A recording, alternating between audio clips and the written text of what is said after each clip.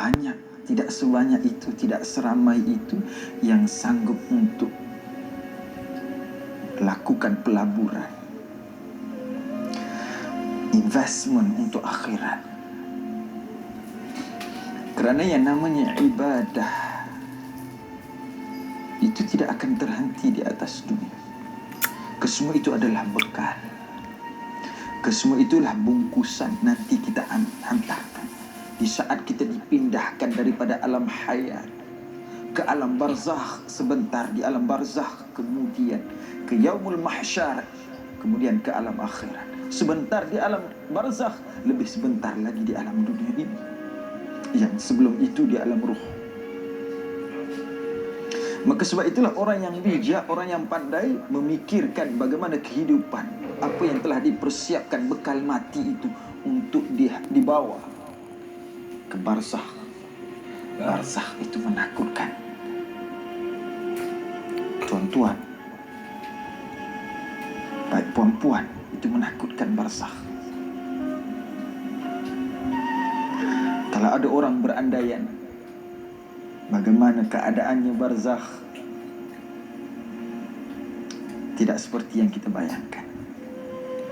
Sempit, gelap.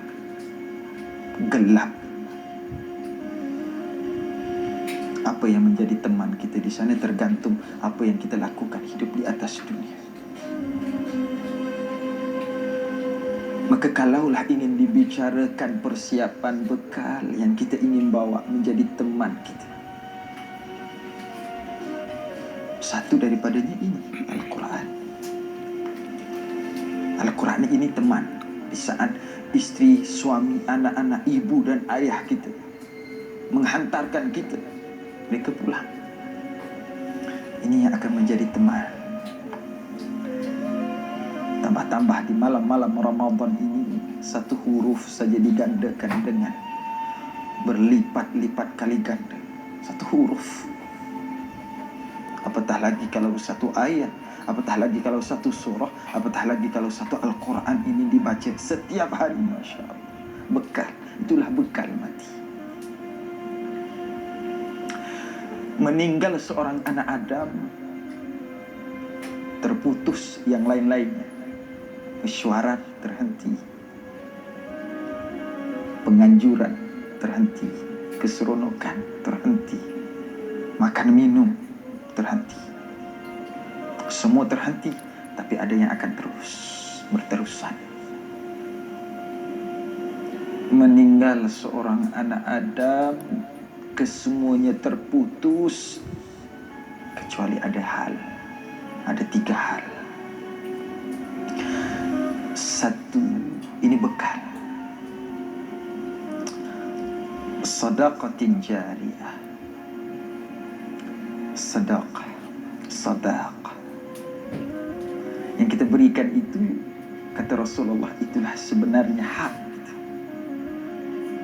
Banyak orang merasakan yang kita simpan itu hak kita, padahal yang kita berikan itu yang hak kita.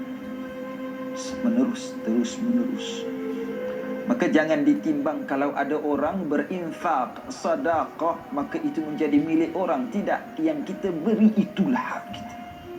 Itu hak kita, yang akan bernilai tinggi di sisi Allah Subhanahu wa ta'ala. Orang nanti dihimpunkan di yaumul mahsyar, walaupun sedetik, bukan 1 jam, bukan 1 hari, bahkan bukan setahun, minta dengan ya Allah 1 saat, kembalikanlah kami hidup di atas dunia. Bukan minta untuk hadirkan diri ke mana-mana pesta, tidak, tapi minta untuk bersedekah. Kerana dia tahu bekal itu adalah sedekah jariyah. Infak, sedekah, itu adalah bentuk-bentuk amal jariah yang akan terus mengalir pahala. Bahkan sahabat Nabi SAW, Sayyidina Uthman ibn Affan itu meninggal telah lama, tapi sampai ke saat ini pahala jariah masih mengalir di atas namanya Sayyidina Uthman. Sayyidina Uthman itu orang kaya, sibuk dagangan, perniagaan, ke sana ke sini. Tapi sesibuk apapun Sayyidina Uthman, kerana nilai taqwa iman kepada Allah, tidak pernah tidur melainkan salat, melainkan setelah dihabiskan khatam Quran. Sayyidina Uthman, itu yang sudah dijamin syurganya oleh Allah. Ahli korporat, perniagaan, bisnesnya luar biasa bagus, tapi masih memikirkan itu tidak ada nilainya melainkan keimanan, ketakwaan kepada Allah. Yang tadi itu sedekah menjadi bahagian daripada amal jariah yang akan terus mengalir, dan inilah bekal kita. Ada orang datang perlukan bantuan, mungkin ada yang berjalan-jalan mengintai juadah berbuka di petang tadi, melihat ada orang saat ini membayarkan, di seluk sakunya kekurangan uang, kita melihat lalu dicukupkan, itu hak kita.